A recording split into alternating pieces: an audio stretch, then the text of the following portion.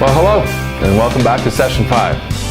As we continue exploring more about our amazing psychological functions and how we can work to make improvements that affect every area of our lives, my hope is that you're beginning to discover this for yourself.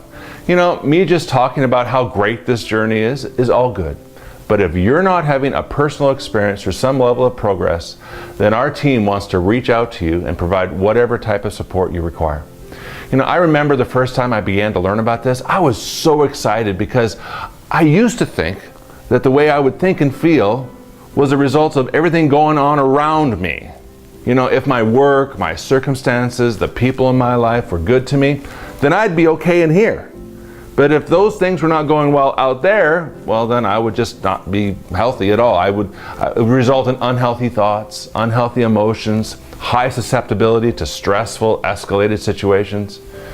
Being caught in that paradigm pretty much resulted in my whole life effort and focus going to make everything outside better, with hope that if I could just have all my ducks in order, which would include things like my finances, the way I wanted them, hope that my wife would be the exact woman I needed, and of course I'd have all my pleasure type activities in place, then I would have the ideal life. And I soon discovered that was illusionary thinking. Because life is both good and hard, I don't think we're able to make a perfect life. Life will dish out to each of us difficult circumstances, and that's pretty much guaranteed. You're going to get your share of them just like I have.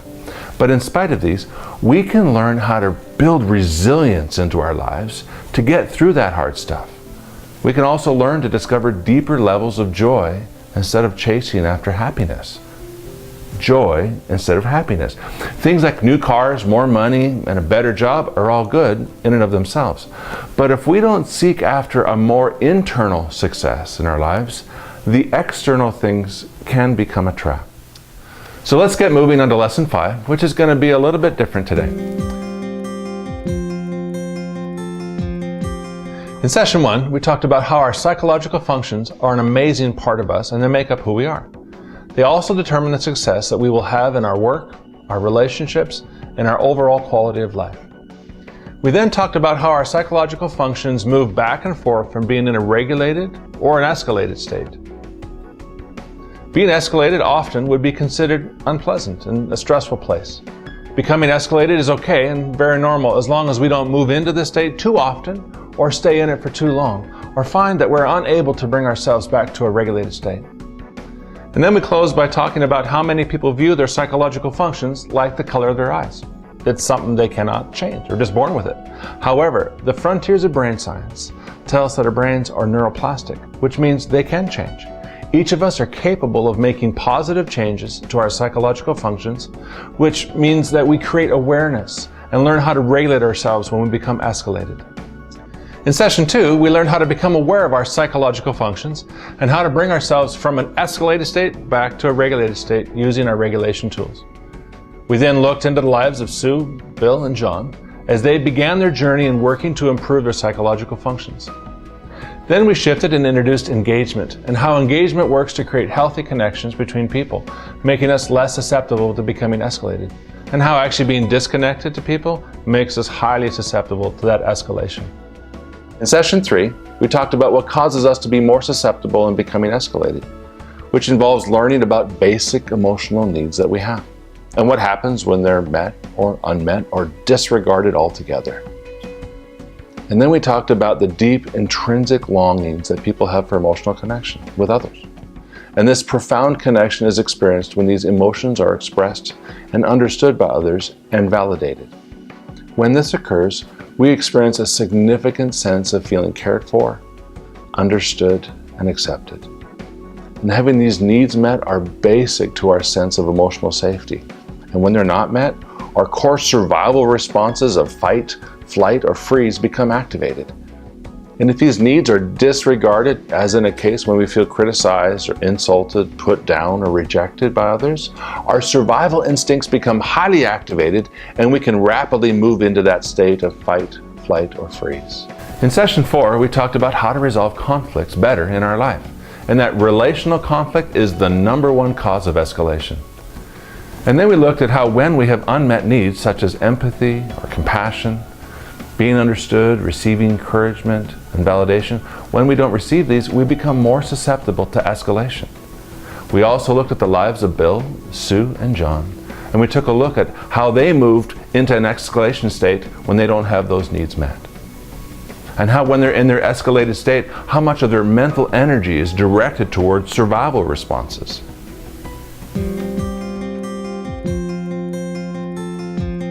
So for today, let's review the regulation tools. The following regulation tools have been developed to help people reduce susceptibility to becoming escalated and to regulate oneself when escalation occurs. Try to relate to which ones would be most beneficial to you and how they can be used with yourself or with others. Number 1 is HALT. HALT is an acronym to help you identify when you are hungry, angry, lonely, or tired. When any of these occur in people's lives, they can make you susceptible to escalation. Number 2 is work-life imbalance. As humans, we have a large range of needs, and work-life imbalances can cause us to ignore those needs. Number 3, social activities.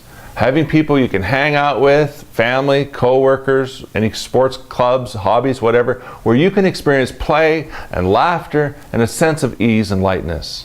From this type of activity, some level of acceptance and validation are provided to us.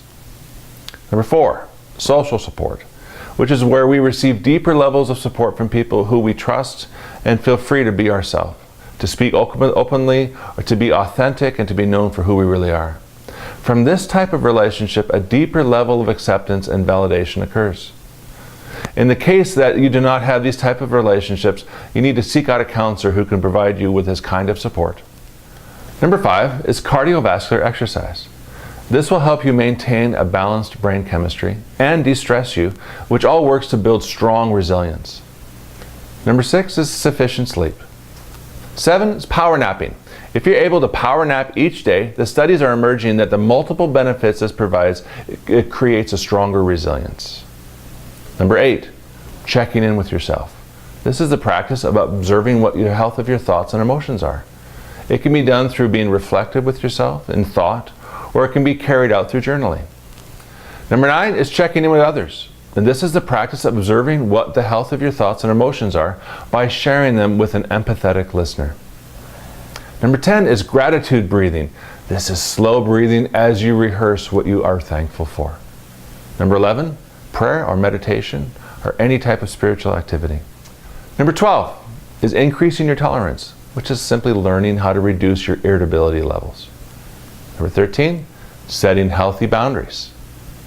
Number 14, the practice of slowing.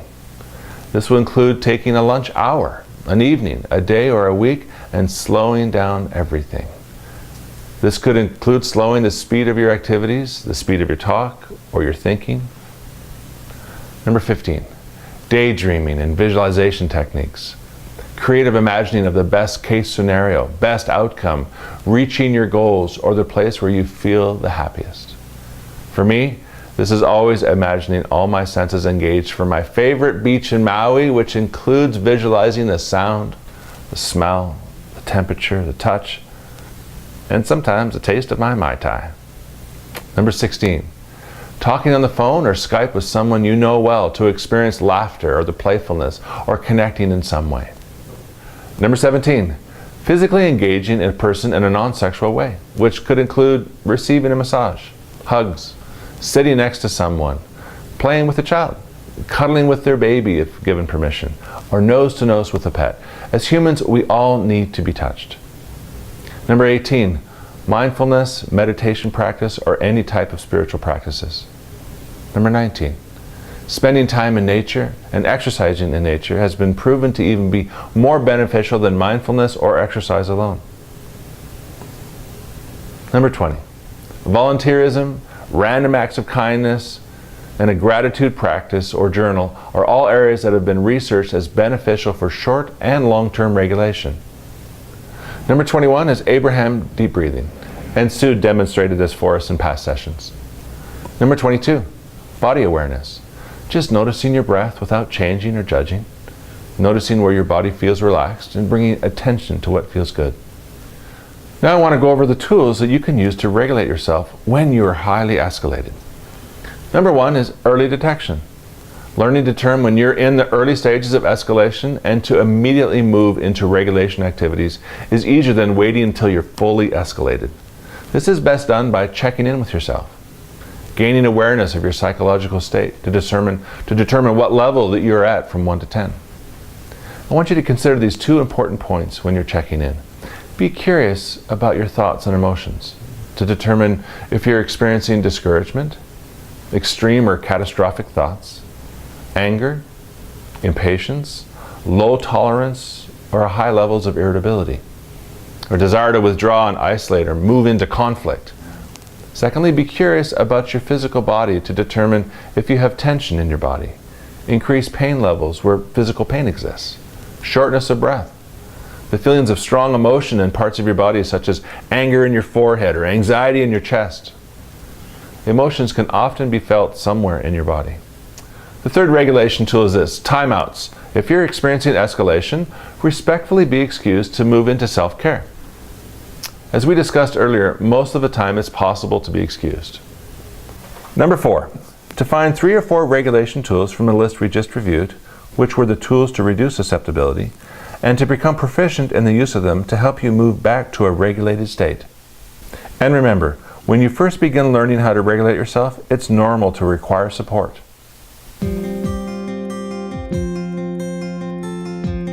Now, let's do an experiential exercise to reinforce today's lesson.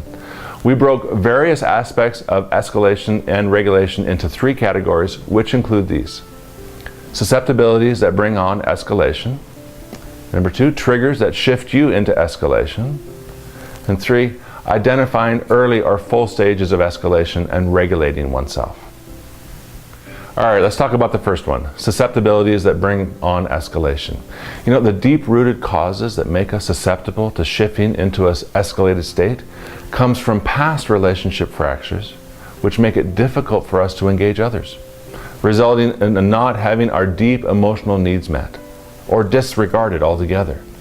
Basic emotional needs include a deep sense of feeling cared for, feeling understood, accepted, or being encouraged. Having these needs met are basic to our sense of emotional safety.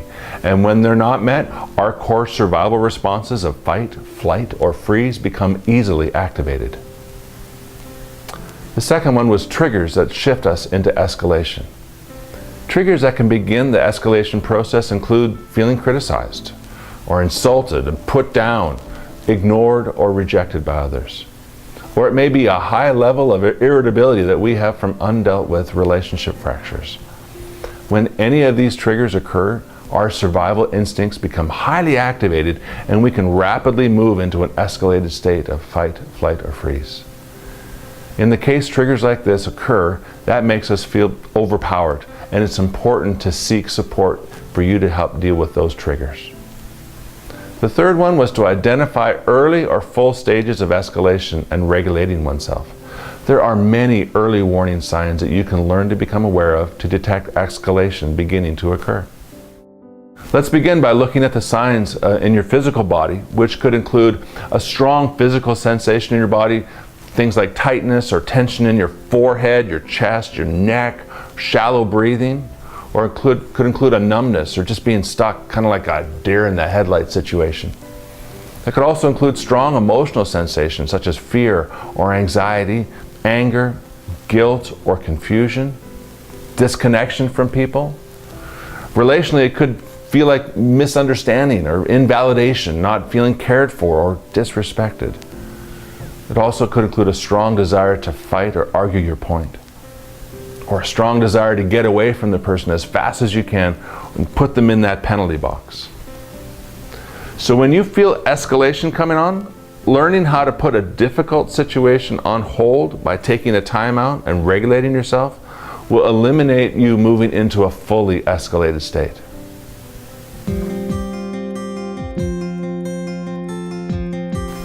So, let's now watch Bill, Sue, and John in various stages of the escalation process that we just reviewed. And after watching each person, we will pause, at which time I'd love for you to answer the questions in your workbook. Then let's create a group discussion with your answers as a group. Hi Sue, how's your day going? Oh, I'm doing fine. How's your day going? Yeah, I can imagine. Honey, they work you way too hard. Yeah. Speaking of that, I have to work till 6:30 tonight. Terry, I told you that I can't drive the kids to practice. Ugh.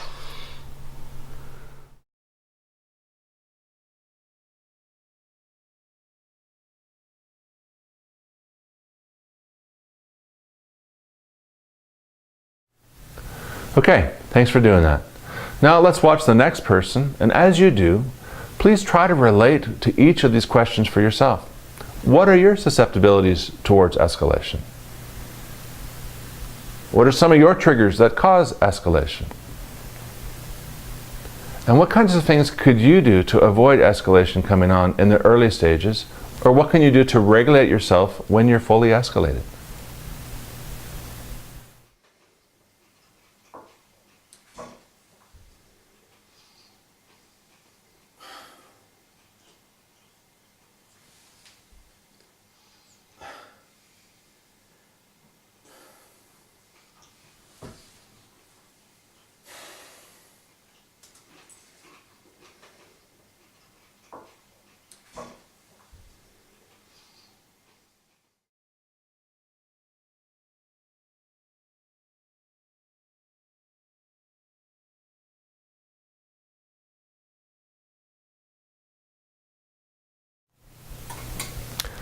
Now, let's do the last one. But before we do that, have you ever noticed how it's always easier to see the blind spots in others than it is to see your own? As you watch Bill, imagine how he could work to make significant improvements to the quality of his life by gaining higher levels of awareness as to what causes him to shift into an escalated state, and how he could learn how to regulate himself. Hi, Bill. I just wanted to let you know that you're on night shift next month. I'll send you a follow-up email. Oh, okay. I will look forward to your email.